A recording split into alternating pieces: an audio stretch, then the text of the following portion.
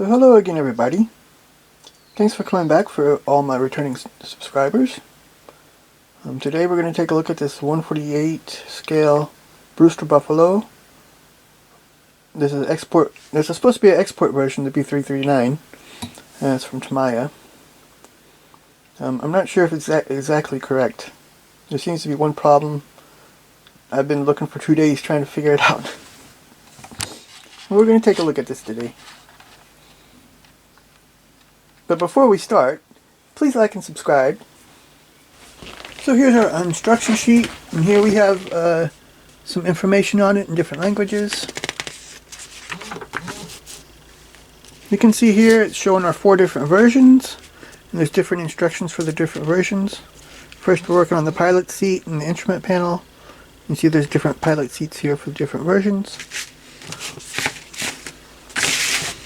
Number 2, we're painting the inside of the cockpit here, putting these pre-assembly in from before in this panel here. And there's some more instructions there as well. And here we're working more on the fuselage. We've got some more controls that go in there, the instrument panel. And here we have a pre-assembly for the controls here. And pre-assembly for the instrument panel. Then number 4, we'll put the engine, paint the engine and put it in, put the cowling.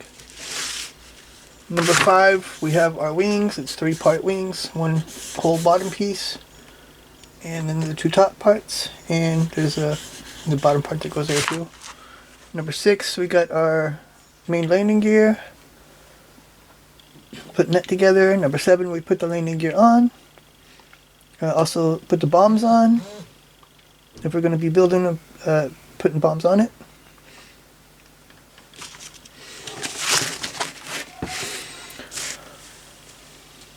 Number 8, we have this clear panel here, and the bombs on the other side. This comes with masks for this stuff. So number 9, we have just these parts here and the control stick. Number 10, horizontal stabilizers and tail wheel. We have 2 different types of tail wheels. And here the tail cone as well. You have 2 different kinds of tail cones.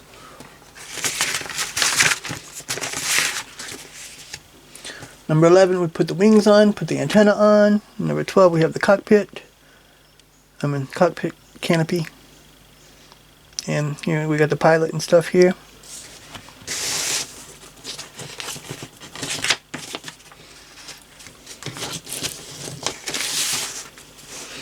Number 13, our propeller hub. We put that on. The pitted tubes here too. And then it's finished.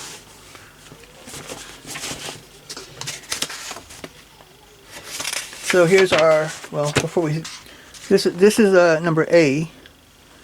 And this is from number 448 Squadron, Royal New Zealand Air Force, Singapore, late 1941.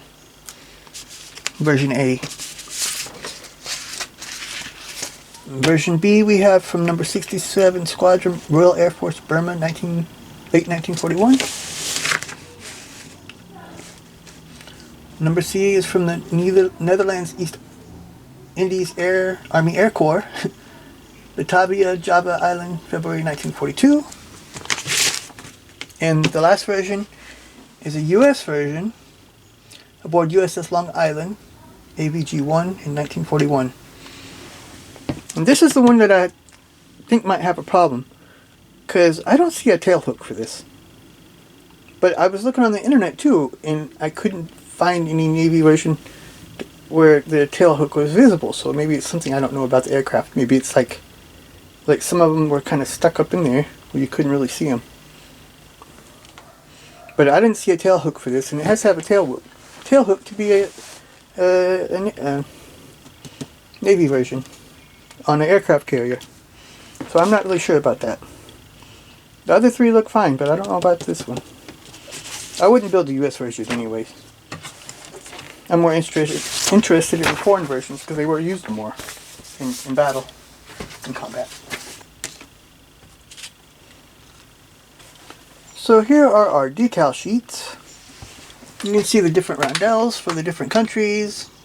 And this is for Netherlands, US, Royal Air Force, and that's New Zealand Air Force. We have a decal for the control panel and the side panels. We got our, like, those had paint on the propeller. And then there's also a small decal sheet here with these. And I like these two, really. One of these two. And the decals look really nice. Really clear. In register. Tamiya decals are usually really good. You also get with this 2 masking sheets, but you have to cut these out. They're not pre-cut, so that's not really so great. I'll probably just use some masking tape for it. And some of this stuff I can usually freehand pretty good as long as my hands are steady. So here we have sprue A. So we have half of our fuselage, the engine, the figures, the pedals, some more. There's the instrument panel as well. You got some good detail here on the inside, and there's more to put in it too. The engine looks pretty good for a one-piece engine. You can see they made an effort here with the casting.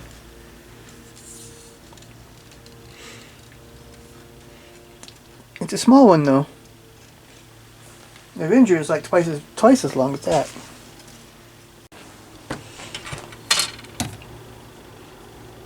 This sprue doesn't have a letter on it, but it's either the other half of A or B. I don't know. There's only one sprue with a number on it, a letter on it. I mean, this is the other half of our fuselage, propeller hub, the tail wheels, another part for the motor, the wheels, the bombs. You can see they made a good attempt at the cloth covering for here for the horizontal stabilizers. Here on the inside also some good detail.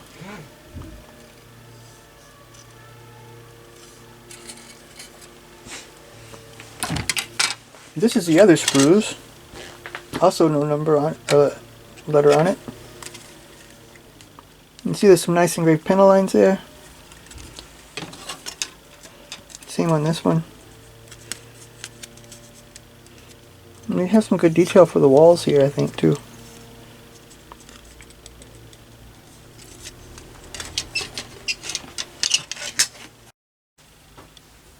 So the last sprue we have is sprue F. And this is our canopies. We have 2 different kinds of canopies here. Yeah, they're 2 different kind of canopies for the 2 different sights. You have this one for the telescopic sight and this one for the other one. But they're good looking canopies. They're not very thick. They're really clear. Also with this I got a little detail set from Edward FE279. It has instrument panels and stuff on it.